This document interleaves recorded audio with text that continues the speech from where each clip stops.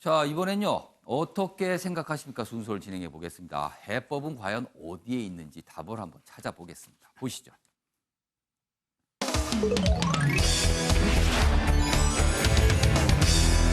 오늘 어떻게 생각하십니까? 주제는요. 버스 파업 예정돼 있습니다.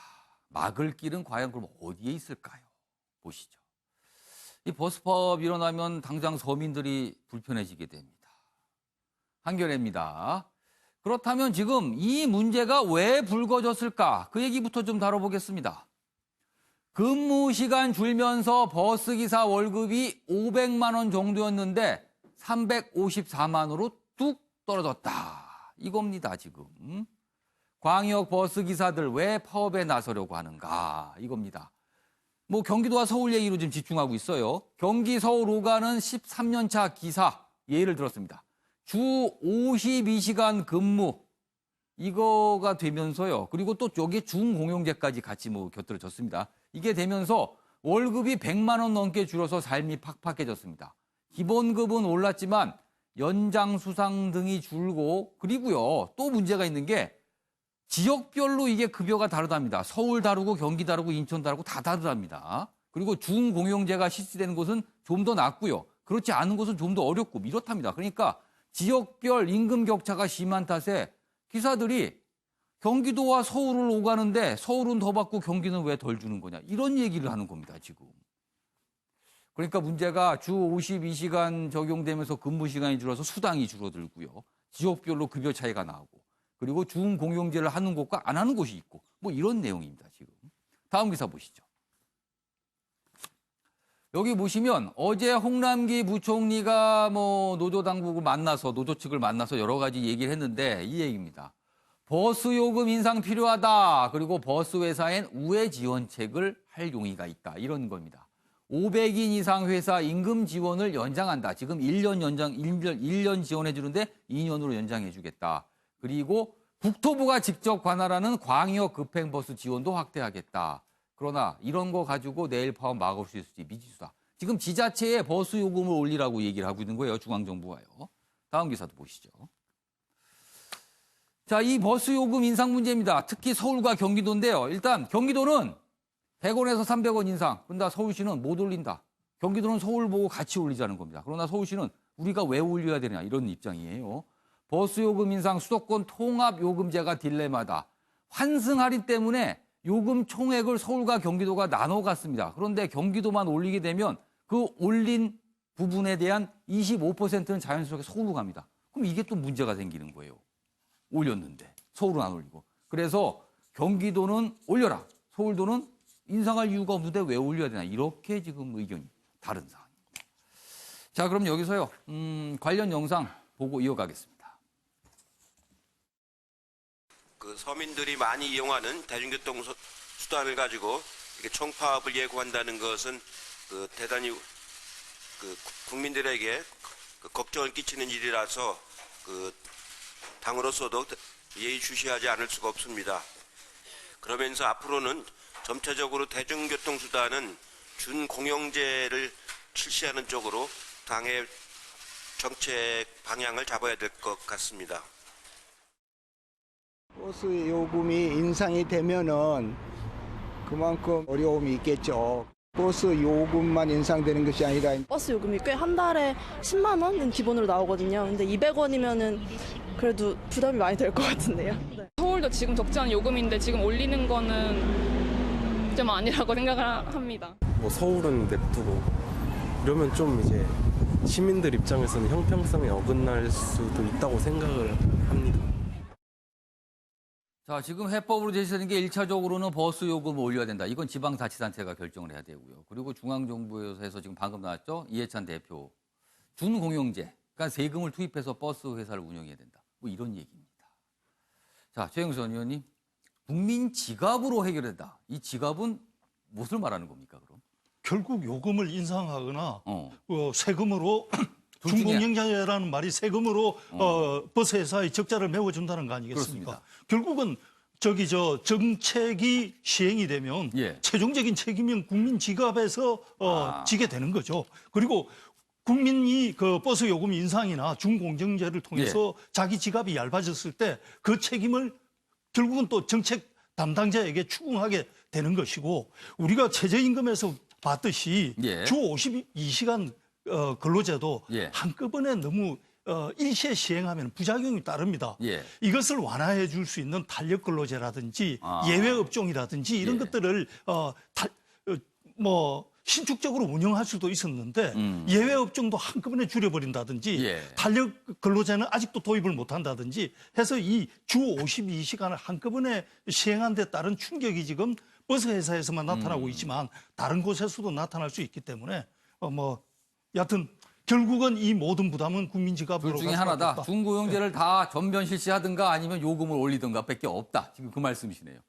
자, 김상희 평론가는 어떻게 보셨습니까? 예, 정책은 만능이 아니거든요. 예. 정책은 현실에 기반을 해야 되는 것이죠. 그래서 예. 집행 가능성을 항상 봐야 됩니다. 그래서 재정의 상태나 이런 걸 봐야 되는데 요새 그 정치권에서 좀 위험한 이야기가 있는데 정책이 철학이다 이런 얘기를 많이 해요. 철학의 부재 때문에 이 정책을 못하는 거다 이런 이야기 예. 많이 하는데 그 말도 틀리진 않습니다만 예.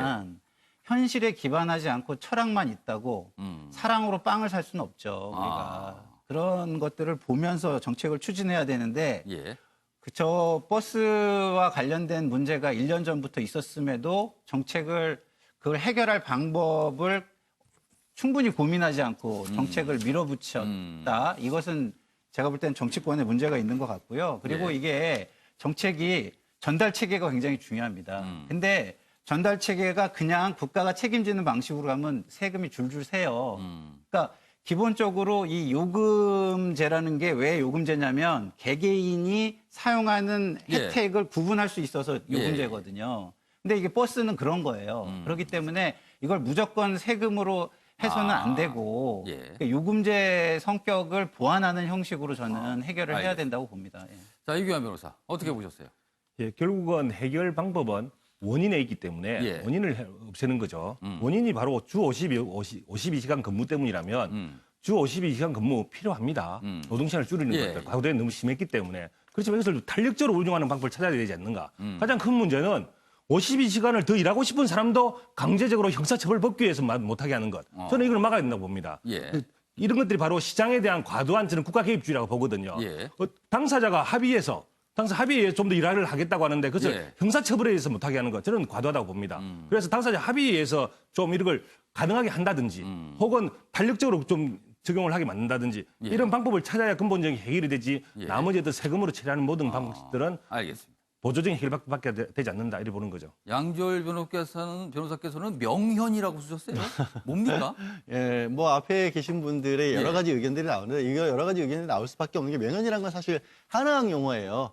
한의학 용어이고 뭔가 병질을 치료를 하기 시작하면 숨어있던 병질들이 드러나서 갑자기 일시적으로 더 아프는 나타난다, 현상들이 뭔가 나타나는 거죠. 그동안 안 보였던 바깥으로. 게. 그러니까 사실 지금 버스와 관련해서 파업만 보이고 있지만 예. 아까 이제 소개해 주신 기사 등 현대보 이런 게 나옵니다. 몸이 허용하는 한 80시간 이상씩을 일을 해서 400만 원 넘게 벌었었는데. 그러니까 그런 분도 있어요, 지금. 그러니까 그렇게 일을 하셨던 분들이 이게 개인만 몸이 축나서 끝나는 게 아니라 졸음운전으로 단적 인정으로 되게 큰 사고로 이어지게 됐고 지금 급여 체계 자체가 기본급보다도 뭐 초과수당이라든가 비정상으로 운영해 왔기 때문에 수당 부분이 굉장히 크죠. 네. 그리고 이런 부분이 한두 영역만 있는 건 아니거든요. 이게 변해가는 과정인데 해법은 한 번에 나올 수는 않을 것 같습니다. 알겠습니다.